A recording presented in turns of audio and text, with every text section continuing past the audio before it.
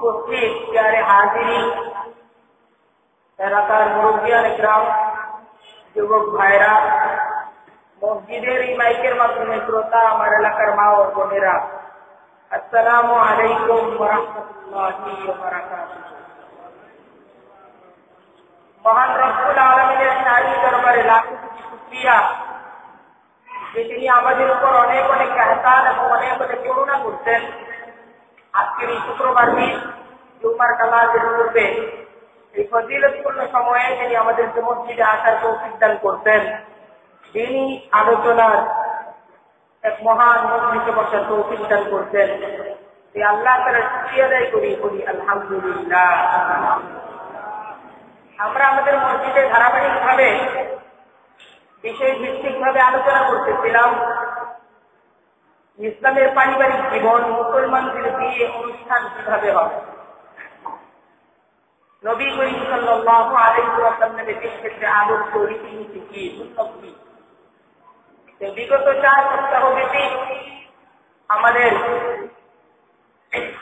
বর্তমান সামাজিক যে বিয়ে অনুষ্ঠানের মাঝে যে একটি অন্যায় এবং একটি কুপ্রথা যৌতুক, এই যৌতুক প্রথা এবং পণ প্রথা, বিয়ের মাঝে আদান প্রদান ইত্যাদি বিষয় সংক্রান্ত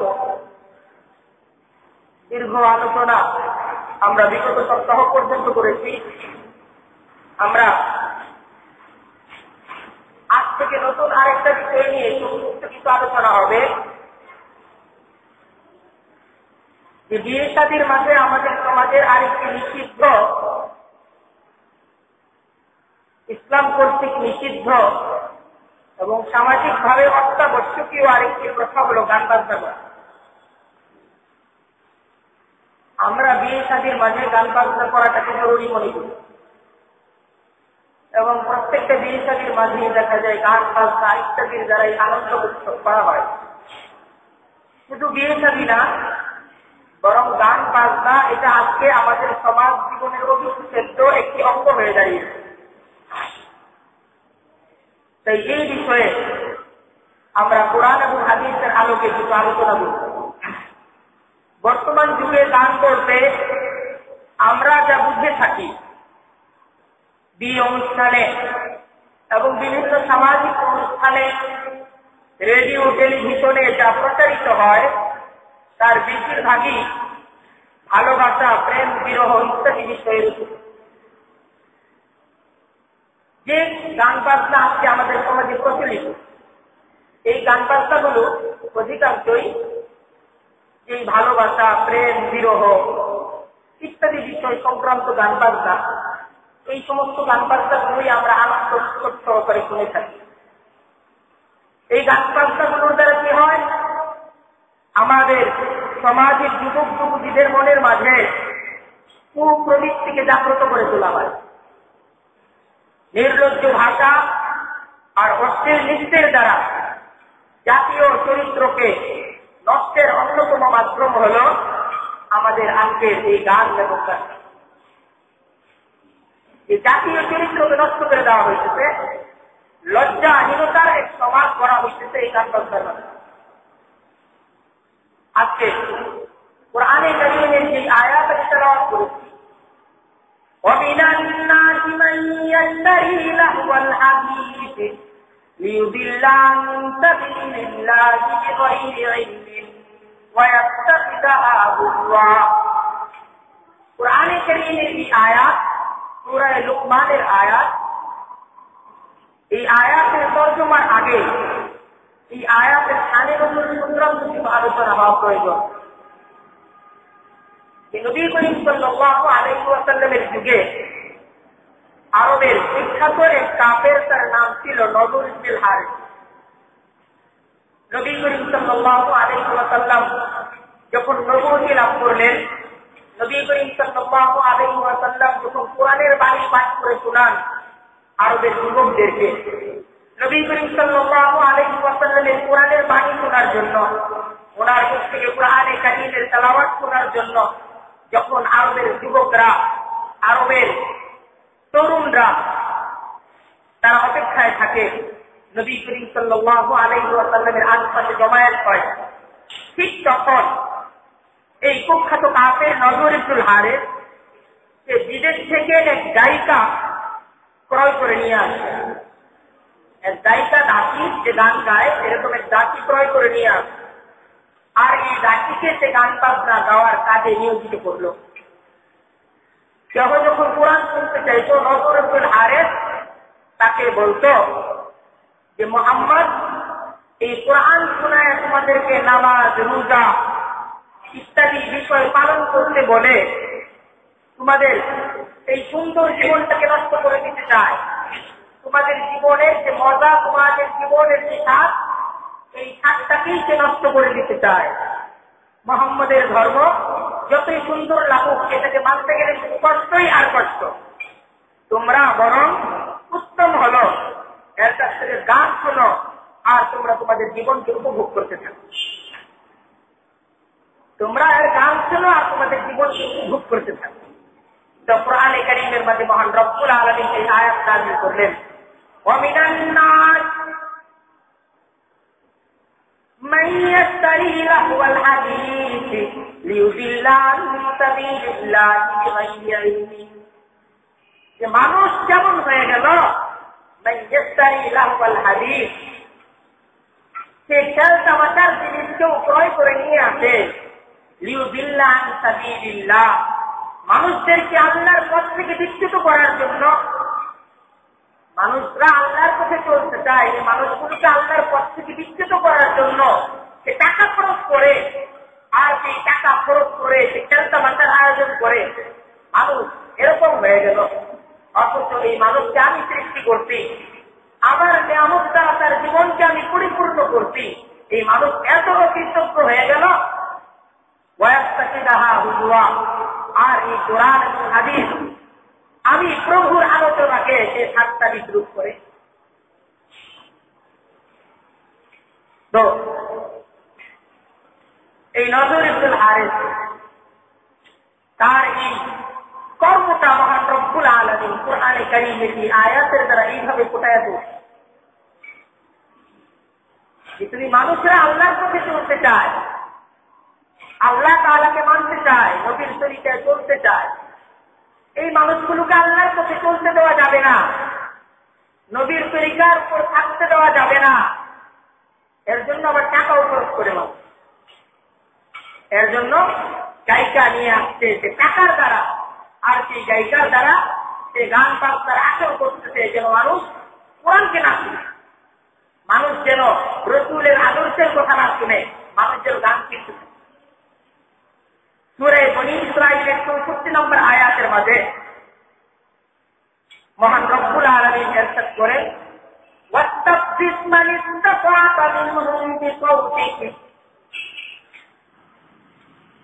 শয়তান বিতাড়িত ইবলিস, তাকে যখন মহান রব্বুল আলামিন ওনার দরবার থেকে বিতাড়িত করে দিলেন, তো এই ইবলিস সে বনি আদমকে ধোঁকা দেওয়ার জন্য আল্লাহ তাআলার কাছে আরজি করছে, হে প্রভু, আমি এই মানুষ সম্প্রদায় যাদের সৃষ্টির কারণে আমি তোমার দরবার থেকে বিতাড়িত হয়ে গেলাম, আমি তাদেরকে ধোঁকা দিতে চাই, আমি তাদেরকে বিভ্রান্ত করতে চাই, তুমি আমাকে সুযোগ দাও।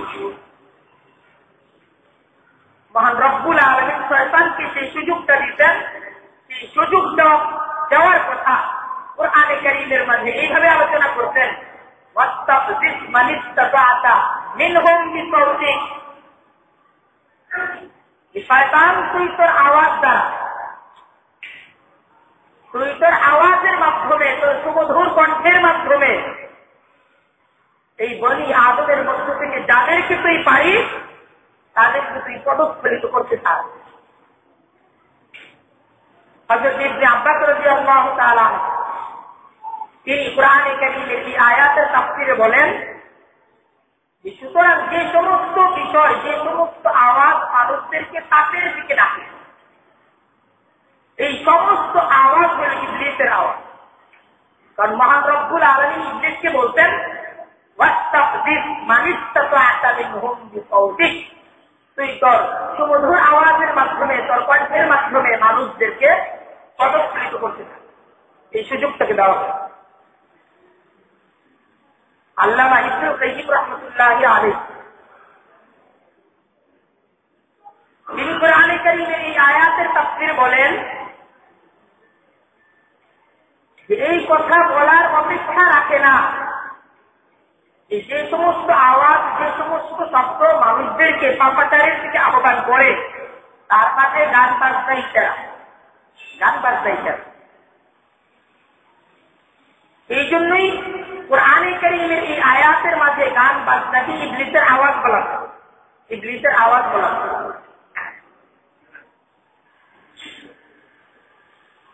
গান বাজনার মাঝে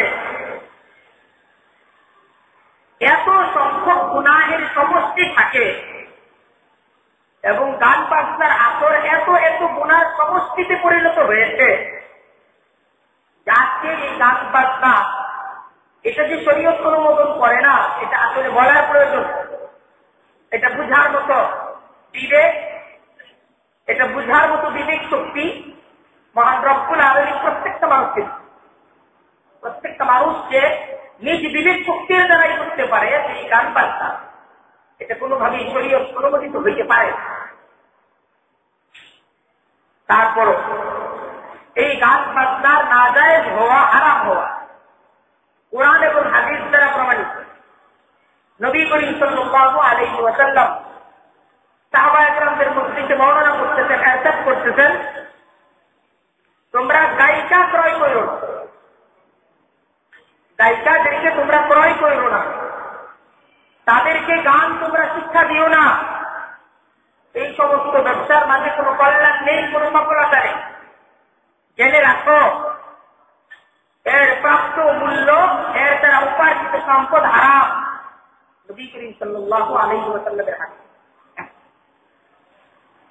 বর্তমানে গান এবং বাজনার যে বিশাল বাজার তৈরি হয়েছে আজকের পৃথিবীতে এবং এই গান বাজনার পিছনে যে কোটি কোটি টাকা বিনিয়োগ করা হচ্ছে, আমাদেরকে মনে রাখতে হবে, আমাদেরকে বুঝতে হবে নবী করিম সাল্লাল্লাহু আলাইহি ওয়াসাল্লামের হাদিস পরিষ্কার। এই গান বাজনা ক্রয় করে, গান বাজনা বিক্রি করে যে সম্পদ উপার্জন করা হয়, যে সম্পদ এটাকে বিলীন করা হয়, যে সম্পদকে ব্যয় করা হয়, নবীর হাদিসের ভাষ্য অনুযায়ী হারাম। এটাকে ক্রয় করাও হারাম, এটাকে বিক্রি করাও হারাম। নবী করিম সাল্লাল্লাহু আলাইহি ওয়াসাল্লামের হাদিস এই ক্ষেত্রে পরিষ্কার। নবী করিম সাল্লাল্লাহু আলাইহি ওয়াসাল্লাম হাদিসের মধ্যে গান বাজনার ভয়াবহতা এবং এর ভয়াবহ শাস্তির আলোচনা করতে গিয়ে বলেন যে আখিরি জমানায়, শেষ জমানায় আমার উম্মত থেকে একটা জাতির দৈহিক আকৃতি বিকৃতি করে তাদেরকে শূকর এবং বানরে পরিণত করা হবে শেষ জমানায়। তো সাহাবায়ে কেরাম জিজ্ঞাসা করলেন, হে আল্লাহর রাসূল, তারা কি মুসলমান হবে না অন্য কোন সম্প্রদায়ের অন্তর্ভুক্ত? তো নবী করিম সাল্লাল্লাহু আলাইহি ওয়াসাল্লাম ইরশাদ করলেন যে তারা সকলেই মুসলমান হবে, এমনকি তারা আল্লাহ তাআলার একত্ববাদে বিশ্বাসী হবে, এমনকি তারা আমার নবুয়তের উপর বিশ্বাসী হবে। শুধু তাই না, তারা নামাজ পড়বে, তারা রোজা রাখবে, আল্লাহর প্রতি দান করবে, কিন্তু তারা গান বাজনা শুনবে আর তারা শরাব পান করবে। আর এর জন্যই মহান রব্বুল আলামিন তাদের আকৃতিকে বিকৃত করে দিয়েছে। কি ভয়াবহ শাস্তির কথা হাদিসের মাঝে এই অন্যায় কর্মের ব্যাপারে নবী করিম সাল্লাল্লাহু আলাইহি ওয়াসাল্লাম আমাদেরকে সতর্ক করে গেছেন। খুব বোঝা দরকার, খুব বোঝা দরকার। ইসলামী শরীয়ত এই গান বাজনাকে হারাম করলো কেন? এই গান বাজনা কেন হারাম? দেখেন, ইসলাম এটা এমন এক ধর্ম, মহান রব্বুল আলামিন আমাদেরকে এমন এক পবিত্রতম ধর্ম, এমন এক পবিত্রতম বিধান থেকে আমাদেরকে দান করছেন এই ধর্মের মাঝে কোন জিনিসের মাঝে যদি ক্ষতিকারক কিছু না থাকে তাহলে এই ধর্ম তা হারাম করে না। যা হারাম করছে ক্ষতির কারণে হারাম করা হয়েছে। মদকে হারাম করা হয়েছে ক্ষতির কারণে হারাম করা হয়েছে। শুকরকে হারাম করা হয়েছে ক্ষতির কারণে হারাম করা হয়েছে। সুদকে হারাম করা হয়েছে ক্ষতির কারণে হারাম করা হয়েছে। বুঝার চেষ্টা করুন। এমন না ইসলাম এই বিষয়গুলোকে হারাম করে আমাদের সমূহ সম্ভাবনাকে নষ্ট করে দিতে, এরকম মনে করার কোনো অবকাশ নেই। বরং আমরা যদি একটু ভাবি, আমরা যদি একটু ফিকির করি, তাহলে এই বিষয়টা পরিষ্কার। আসলে ক্ষতির কারণে প্রত্যেকটা জিনিসকে হারাম করা, মানব জাতির জন্য যা ক্ষতিকর, ইসলামের সেই বিষয়গুলোই হারাম। মহান রব্বুল আলামিন মানব জাতিকে ক্ষতি থেকে বাঁচাইতে চাই, দুনিয়াবি ক্ষতি থেকে বাঁচাইতে চাইছেন। আখিরাতের অনন্ত অসীম জিন্দেগীর ক্ষতি থেকে মহান রব্বুল আলামিন আমাদেরকে রক্ষা করতে চান, আমাদেরকে বাঁচাতে চান। এই জন্যই মহান রব্বুল আলামিন নবী মুহাম্মদুর রাসূলুল্লাহকে পাঠাইছেন। এই জন্যই মহান রব্বুল আলামিন কোরআনের মতো সুন্দর বিধান আমাদেরকে দিচ্ছেন।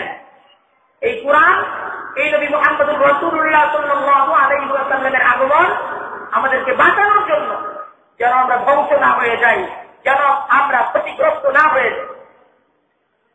তাই নবী মুহাম্মদুর রাসূলুল্লাহর আগমন আমাদের জন্য নিয়ামত। এই কোরআন, এই মহাগ্রন্থ আমাদের কাছে বিতরণ, এটা আমাদের জন্য মহান রব্বুল আলামিনের রহমত, মহান রব্বুল আলামিনের অপরন্ত নিয়ামত। এই কোরআন তিনি আমাদেরকে দিচ্ছেন।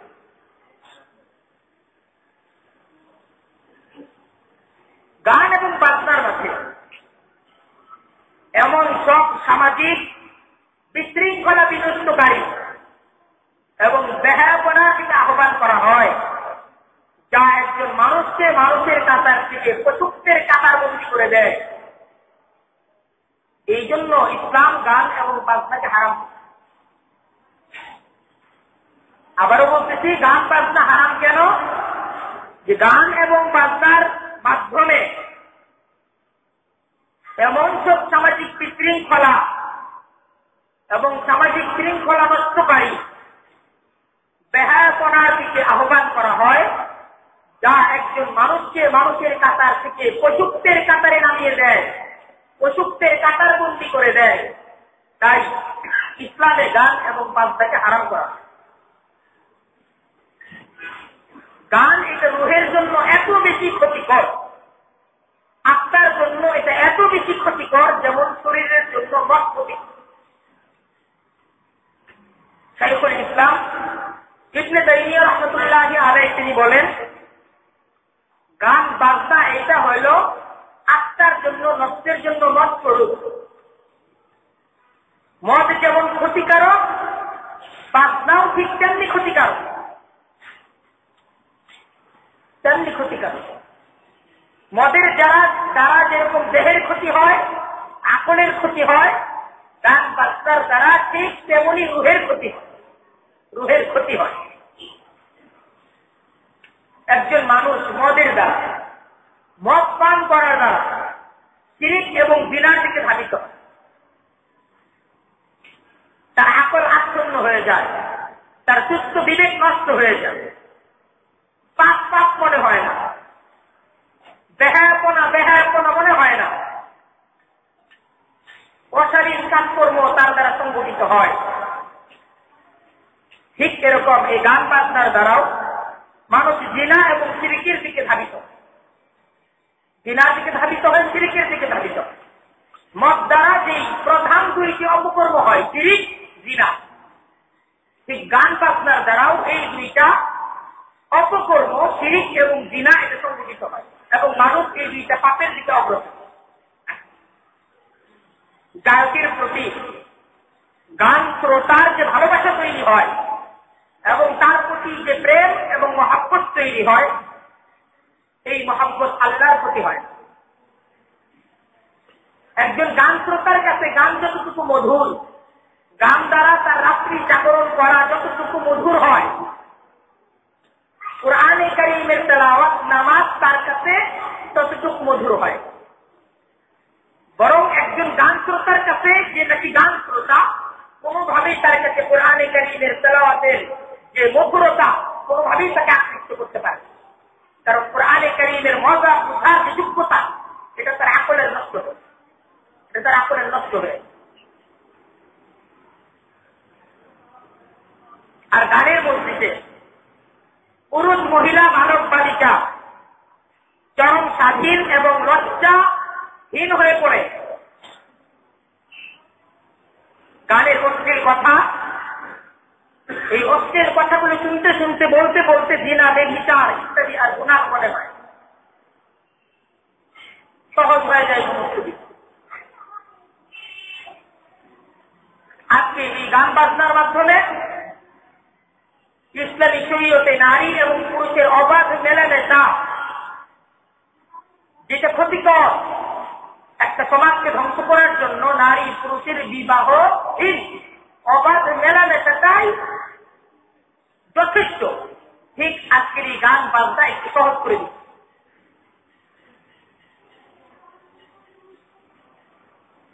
ঘরে ঘরে অশান্তি সৃষ্টি করতেছে, পারকিয়ার সৃষ্টি করতেছে এই গান এবং বাজনা। মানুষদেরকে অশ্লীলতা এবং বেহায়াপনার দিকে এই গান এবং বাজনার দ্বারা আহ্বান করা হচ্ছে। আজকে এই গান এবং বাজনা মানুষদের বিবেক থেকে গুনাহকে গুনাহ মনে করা ভুলায়, গুনাহ সহজ হয়ে গেছে। গুনাহ কাজ করা এইটাই জীবনের কাজ এবং এইটাকে জীবন বানিয়ে তোলা। গান এবং বাজনা এবং এই সমস্ত বিনোদনে সবচেয়ে বড় ক্ষতির দিক হল এই গান এবং বাজনা এবং এই সমস্ত বিনোদনের দ্বারা সবচেয়ে বড় ক্ষতি যেটা আজকে মানব জাতি, আজকে আমাদের হচ্ছে যে আমরা মানুষ, আমরা যে মৃত্যু পথের যাত্রী। গান এবং বাজনা এবং এই সমস্ত বিনোদন এটা মূলত আমরা যে মৃত্যু পথের যাত্রী এটাকে ভোলায় রাখার জন্যই এই সমস্ত বিনোদনগুলোর আয়োজন করা। সমস্ত বিনোদনের মাঝে ডুবিয়ে রেখে আমাকে ভোলায় দেওয়া হইতেছে যে দেখো তোমার মৃত্যু হবে, তুমি মৃত্যু পথের যাত্রী। তোমার জিন্দেগীর সবচেয়ে সত্য কথা হলো তুমি মৃত্যু পথের যাত্রী। তুমি চলছো কোথায়? কবরের দিকে। তোমার সামনে কবর। এই বিনোদন, এই সমস্ত আয়োজন, এই সমস্ত কিছু আমাকে এই পরম সত্য, এই সত্যটা আজকে আমাকে ভুলায় দেয়। আমি আর ভাবি না আমার মৃত্যু হবে। কাল রাতে আমার বাবাকে দাফন করলাম, সকালেই আমি ভুলে গেছি। দাফন করার সময় আমি কবরের মাঝে নামলাম, তারপরও আমার মনের মাঝে এই সত্যটা কোনোভাবেই উদিত হয় না। আজকে এই কবরে তুমি তোমার বাবাকে নামানোর জন্য তুমি আজকে কবরে নামছো, একটা সময় তোমার সন্তান তোমাকে কবরে রাখার জন্য এই কবরের মাঝে নামবে। তোমার সামনে তো কবর।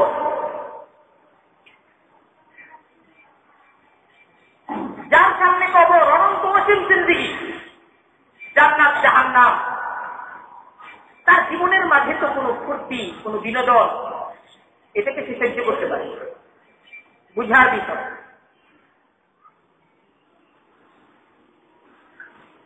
আজকে অহেতুক ফুর্তিময় জীবন আমরা তালাশ করতাম না যদি আমার মনে এই ভাবনা থাকত আমার এই জীবন এই ফুর্তির দ্বারা, এই আয়োজনের দ্বারা ক্ষয় হয়ে যাচ্ছে। আমার জীবনের অতি মূল্যবান সময় আমি হারিয়ে ফেলছি। এই যে এই বাজনা, এই গান, এই বিনোদনের মাঝে আমি যে ডুবে আছি, আমার জীবনের মূল্যবান সময়টা চলে যাচ্ছে। আজকের বিকাল, যে বিকালটা আমার জিন্দেগিতে দ্বিতীয় আর কোনদিন আসবে না, এই বিকালটা বিদায় নিয়ে নিতে, আমার এই বিকালটা এইভাবে বিদায় নিতে আমার জিন্দেগি থেকে, যে আজকের বিকাল, পূর্ণ বিকাল আমি গানের মাঝে, গানের আসরে, অশ্লীল নৃত্য, অশ্লীল কথা, ফুল ঘড়ির মাঝে আমি বসাচ্ছি। मौत को समझा है तूने इख्तितामे जिंदगी, दर हकीकत मौत है सुबह दवामे जिंदगी। তুমি যখন ঈমান আনছো, নবী মুহাম্মদুর রাসূলুল্লাহ সাল্লাল্লাহু আলাইহি ওয়াসাল্লামের রিসালাতের উপর বিশ্বাসী হইছো, তুমি আখিরাতকে বিশ্বাস করো, এখন তোমার জিন্দেগীর সবচেয়ে পরম সত্য মৃত্যুকে স্মরণ করো, মৃত্যুকে স্মরণ করতে থাকো। এই মৃত্যুর দ্বারা তোমার জীবনটা শেষ হয়ে যাবে, ভাইব না মৃত্যুর দ্বারা অনন্ত অসীমের জিন্দেগি তোমার শুরু হবে, তা ভাবার চেষ্টা করো। অনন্ত অসীমের জিন্দেগি তোমার এই মৃত্যুর দ্বারা শুরু হয়ে যাবে। যে জিন্দেগির শুরু আছে ওই জিন্দেগির কোন শেষ নাই, শুরু আছে শেষ। আজকে আমাদের পৃথিবীর ইয়াজুজ মাজুজ কাফের ইহুদি শাসক গোষ্ঠী আমাদেরকে এমন ভাবে বিনোদনের মাঝে ডুবিয়ে রাখতে চায় যাতে আমাদের স্বাভাবিক বুদ্ধি শক্তি নষ্ট হয়ে, এবং তারা তাদের এই কৌশলের মাঝে সম্পূর্ণভাবে সফল। আজকে আমরা বিনোদনের মাঝে এই পরিমাণ মগ্ন, এই পরিমাণ বিনোদনের মাঝে আজকে আমরা লিপ্ত যে আজকে আমাদের স্বাভাবিক বুধ শক্তিটুকু আমরা হারাই, কোন বুধ শক্তি নাই আমার জিন্দেগি।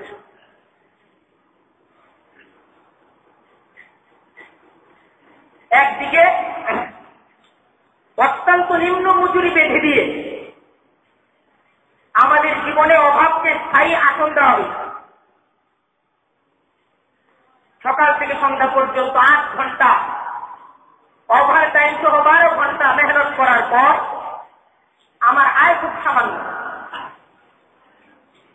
খুব সামান্য আয়, সামান্য কিছু উপার্জন নিয়ে আমাকে আমার জীবনকে পরিচালিত করতে হয়, আমার সংসারকে পরিচালনা করতে হয়।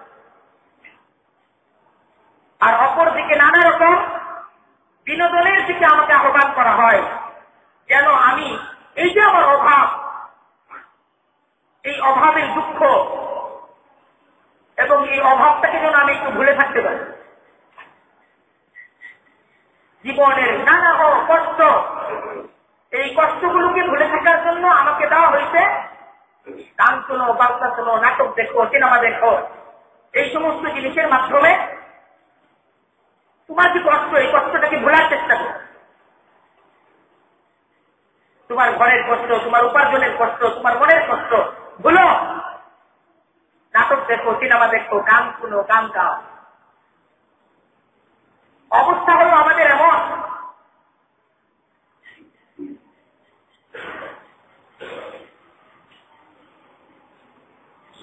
যে বিচারের মাঝে পড়েছিলাম যে অস্ট্রেলিয়ার একটা অঞ্চলে নারীরা তার আন্দোলনের মাঝে নামছে যেন তাদের এলাকার পুরুষদেরকে মদ খাইতে দেওয়া না হয়।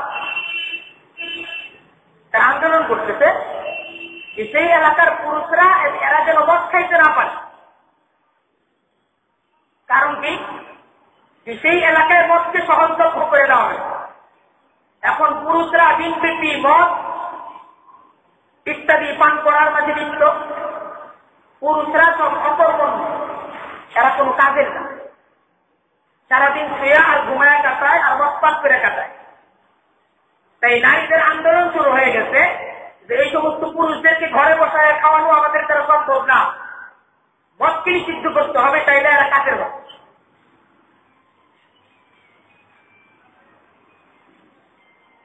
এই অবস্থা এরকম হয়েছে যে আমরা দুঃখী, মনের মাঝে অনেক কষ্ট, আয় নাই, উপার্জন নাই, তাই মদ পান করে দুঃখকে ভোলার চেষ্টা করা হয়। আর এই মদ পানের দ্বারা সব হারায়া দুঃখী দুঃখী থেকে যায়। দুঃখ ভোলার জন্য দেওয়া হয়েছে মদ, আর এই মদের দ্বারা যা ছিল তাও হারায়া, যে দুঃখ আগে ছিল সেই দুঃখ আর দূর হয় না, সেই দুঃখ দুঃখই থেকে যায়।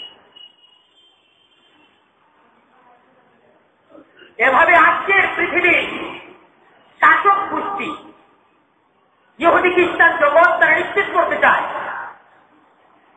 যে আমরা যেন বিনোদনের নেশায় ডুবে থেকে কখনোই যেন সচেতন হতে না পারি, আমাদের মাঝে কখনোই যেন বুঝ শক্তি না, আমাদের জীবনটা যেন এমন থাকে যে সকালবেলা ঘুম থেকে উঠার পর আমাকে কাজে যেতে হবে, সকাল থেকে বিকাল পর্যন্ত কাজ, ক্লান্ত শ্রান্ত জাম ইত্যাদি সমস্ত কিছুকে পাড়ি দিয়ে ঘরে আসার পর সেই টিভির সামনে বসা, বিনোদনের কাছে বসা, সারাদিনের ক্লান্তিকে দূর করা, তারপরে খাওয়া, ঘুমানো, আবার সকাল, আবার কাজ, আবার সকাল, আবার কাজ। আমার মনের মাঝে স্বাভাবিক চিন্তা করার মতো সময় নাই। আমি কি চিন্তা করবো আমার জীবনকে নিয়ে, আমি যে ভাববো আমার জীবনকে নিয়ে, আমাকে সেই সময়টুকু দেওয়া হবে না, সেই সময়টুকু আমাকে দেওয়া হবে। আমরা যারা ঢাকা শহরের অধিবাসী, আমরা যদি একটু আমাদের নিজেদের জীবনকে নিয়ে ভাবার চেষ্টা করি, একটু কল্পনা করার চেষ্টা করি, অনেক এমন পাওয়া যাবে আমরা অনেকেই নিজের ব্যাপারে সিদ্ধান্ত দিতে পারবো। এমন অনেক দিন হয়ে গেছে যে আমি রাতের বেলা তারা ভরা আকাশটাকে নিজ চোখে দেখি না। রাতের যে আকাশ, তারা ভরা আকাশ, আমি নীরব ভাবে একাকী ভাবে বাঁকার চাঁদে একটু তারা ভরা আকাশকে কিছুক্ষণ সময়ের জন্য আমি দেখবো। আকাশটা কত বড়, আমি কত ক্ষুদ্র, এতটুকু ভাবার মতো সময়, বরং আকাশের দিকে এতটুকু তাকানোর মতো সময় আমি গত 15 দিনে পাই না। গত 15 দিনে আমি পাই, কারণ আমার সেই সময় নাই। আমার না নামাজ পড়ার সময় আছে, আমার না কোরআন পড়ার সময় আছে, আমার না আমার জীবনকে নিয়ে বুঝার সময় আছে।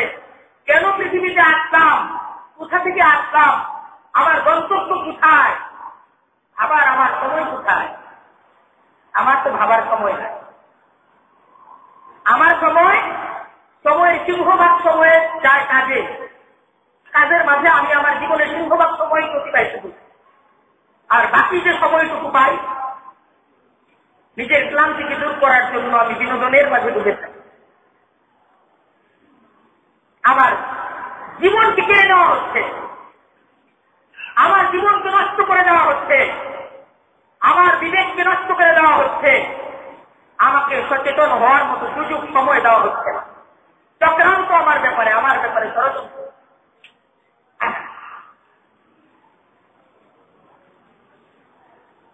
আজকে গায়ক, সে গান গাচ্ছে, সে টাকা পাচ্ছে,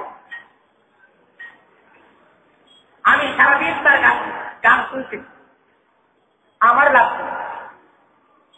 আমি আমার মূল্যবান সময়টা সাথে সাথে আমার উপার্জিত মূল্যবান টাকাটা আমি কিন্তু পাচ্ছি না।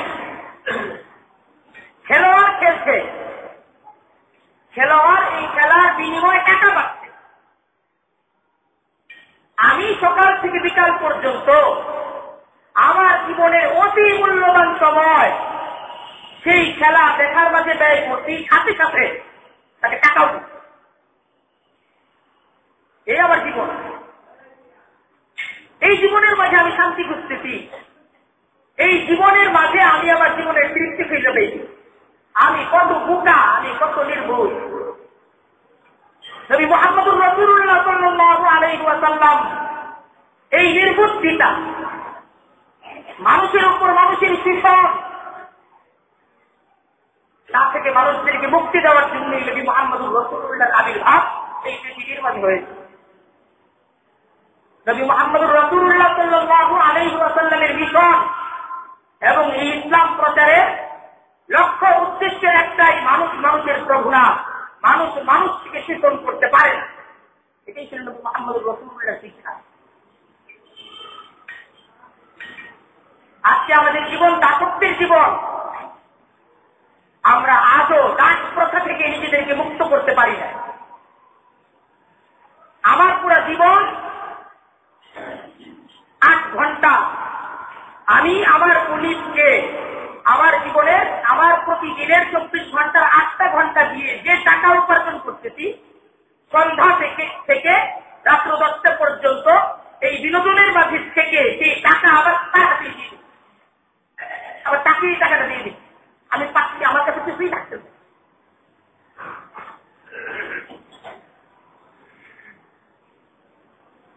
নবীর শিক্ষাকে ছেড়ে দেওয়ার কারণে আজকে আমি অসহায়, এত অসহায়, আমার জীবনকে নিয়ে ভাবার মতো সময় সুযোগও আমার কাছে।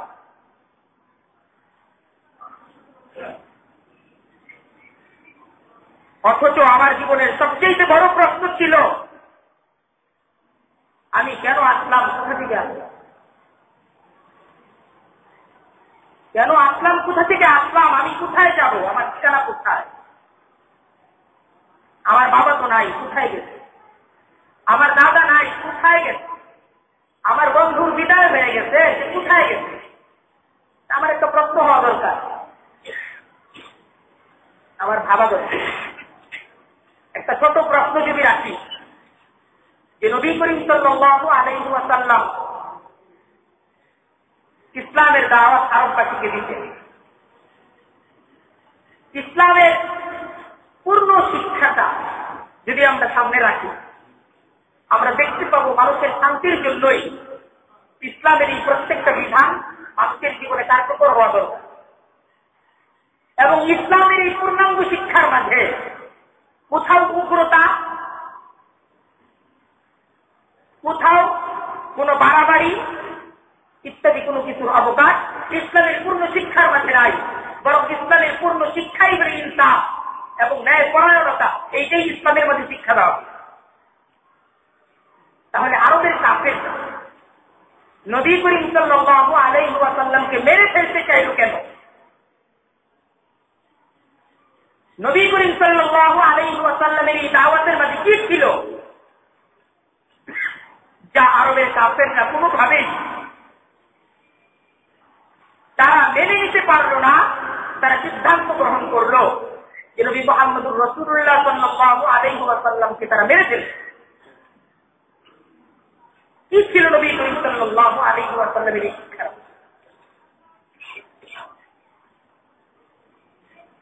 এর জবাব আপনাদের কাছে কি তা আমার জানা নাই, তবে আমার সংক্ষিপ্ত জবাব এই বিষয়ে এই হবে যে নবী করিম সাল্লাল্লাহু আলাইহি ওয়াসাল্লামের শিক্ষার মাঝে এবং নবী করিম সাল্লাল্লাহু আলাইহি ওয়াসাল্লামের এই মিশনের লক্ষ্য ছিল মানুষকে মানুষের দাসত্ব থেকে মুক্ত করা, মানুষ মানুষকে শোষণ করতে পারবে। আর নবী করিম সাল্লাল্লাহু আলাইহি ওয়াসাল্লামের শিক্ষা, এই আহ্বান এমন এক আহ্বান ছিল যা সমাজপতিরা কোনোভাবেই মেনে নিতে পারে। তাই সমাজপতিরা সিদ্ধান্ত গ্রহণ করলো এই সিদ্ধান্ত বাস্তবায়ন করতে দেওয়া যাবে না। এই সিদ্ধান্ত যদি বাস্তবায়িত হয়ে যায় এই সমাজের মাঝে আমাদের নেতৃত্ব টিকবে। এই গরিবের শোষণ, গরিবের শোষণ দ্বারা সম্পদের যে পিরামিড আমরা তৈরি করছি, ইসলামের এই শিক্ষা যদি আজকে বাস্তবায়িত হয় এই পিরামিড তৈরি করার সুযোগ থাকে।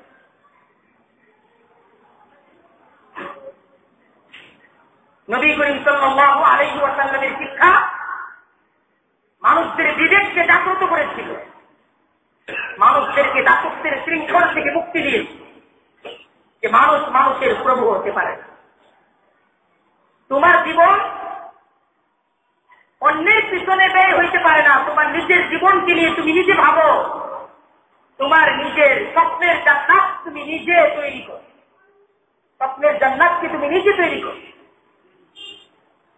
দুনিয়ার এই জিন্দেগি ক্ষণস্থায়ী জিন্দেগি, আখিরাতের অনন্ত অসীম জিন্দেগির জন্য প্রস্তুতি না।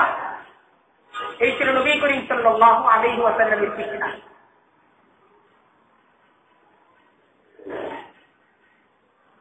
কিন্তু আজকে শয়তানি শক্তি আমাদেরকে আমাদের জীবনের সবচেয়ে বড় প্রশ্ন, এই প্রশ্নটা ভুলায় গেছে। সবচেয়ে বড় প্রশ্ন, আমার জিন্দেগির সবচেয়ে বড় প্রশ্ন, আমাকে কেন তৈরি করা হয়েছে? এই প্রশ্ন আজকে আমার জিন্দেগিতে নাই। আমার জিন্দিগিতে আজকে প্রশ্ন আছে, এই মাটিকে কেন তৈরি করা হয়েছে? এই লোহার দ্বারা কি করা যায়? আমি লোহা নিয়ে গবেষণা করে এই লোহাকে আকাশের মাঝে উড়াচ্ছি, কিন্তু আমি আমাকে জান্নাত পর্যন্ত পৌঁছাইতে পারছি। আমার গবেষণা লোহা নিয়ে, কেউ আমাকে বলছে না তুমি তোমাকে নিয়ে গবেষণা। আজকে আমার মা, আজকে আমার বাবা, আজকে আমার পরিবেশ, আজকে আমার আত্মীয় স্বজন, আজকে আমার শিক্ষক, কেউ আমাকে এই কথা বলছে না তুমি তোমার নিজের জীবন নিয়ে ভাবো। একমাত্র কোরআন, একমাত্র নবী মুহাম্মদুর রাসূলুল্লাহ সাল্লাল্লাহু আলাইহি ওয়াসাল্লামের শিক্ষা, একমাত্র আমার নবী নবী মুহাম্মদুর রাসূলুল্লাহ, তিনি আমাকে বলছেন ওয়াফি আনফুসিকুম আফালা তুবসিরুন, তুমি তোমাকে নিয়ে, তুমি তোমাকে নিয়ে।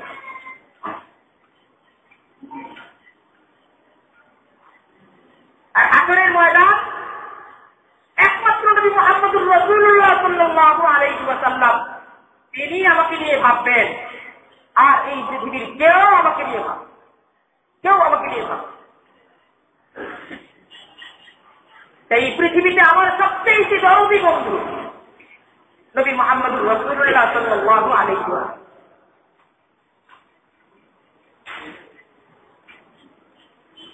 আমার জিন্দেগির সবচেয়ে বড় প্রশ্ন, তুমি কোথা থেকে এসেছো?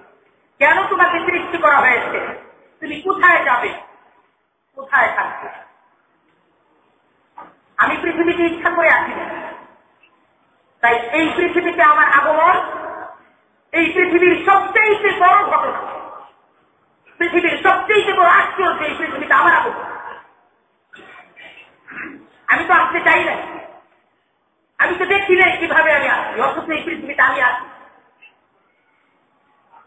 সবচেয়ে বড় বিস্ময়কর বিষয় এই পৃথিবীতে, এই পৃথিবীর মাঝে আমার আগমন।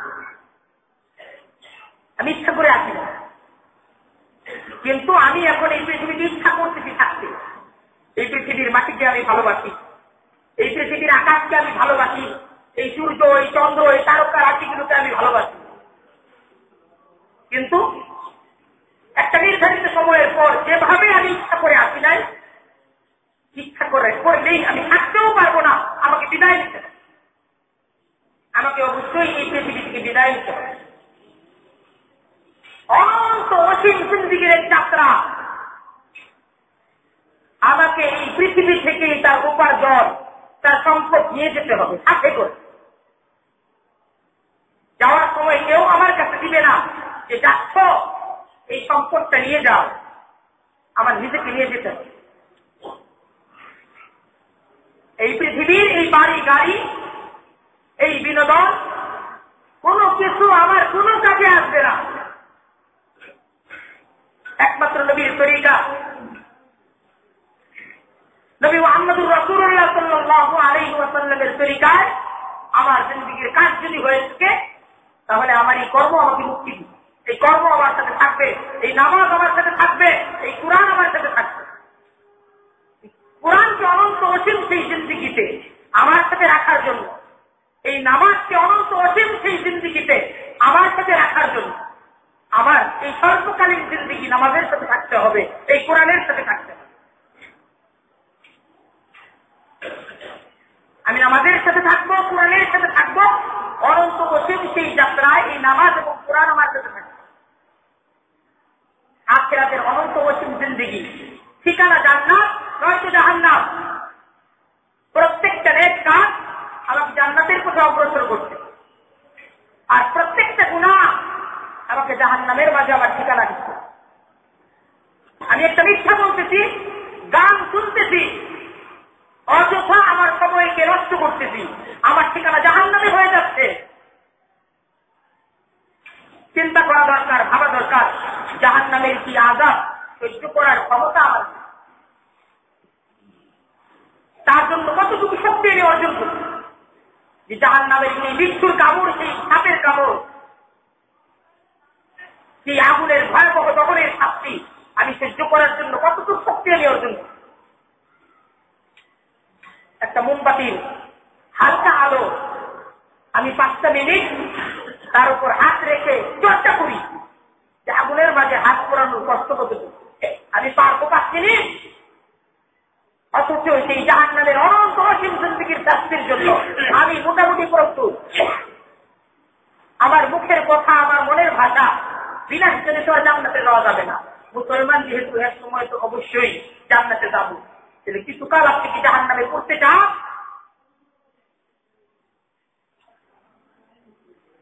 খুব ফিকির করা দরকার, বারবার কাঁদা দরকার আল্লাহর দরবারে যে প্রভু তোমার জাহান্নামের আগুন সহ্য করতে পারবো না, আমাকে বাঁচাও, আমাকে বাঁচাও, আমাকে বাঁচাও। আল্লাহর ভালোবাসা নাই, আল্লাহর ভয় নাই। আমরা তো আজকে গান এবং বাজনার দ্বারা, অশ্লীল এই সমস্ত নৃত্য এবং সঙ্গীতের দ্বারা নিজের জীবনকে, এই নর্তকীর পিছনে নিজের জীবনকে বিলায় দিতেছি। নর্তকীর প্রতি যে ভালোবাসা আজকে আমার, যে প্রেম আমার, সেই প্রেম আজকে আমার আল্লাহ আল্লাহর রসুলের প্রতি নাই। এই নর্তকীর দ্বারা যে অশ্লীল গানের আয়োজনে যে পরিমাণ টাকা আমি খরচ করে থাকি, আজকে আল্লাহর রাস্তায় সেই টাকা খরচ করার পয়সা